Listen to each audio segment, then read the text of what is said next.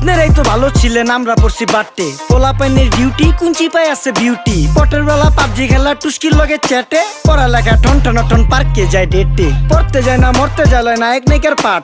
চিপাই চাপাই restaurant আর VIP flat. এই শহরে খেলাধুলার নাইকা কোনো মাঠ। বাচ্চা লইয়া মসজিদ গেলে বুইরারা দেয় ঘাট।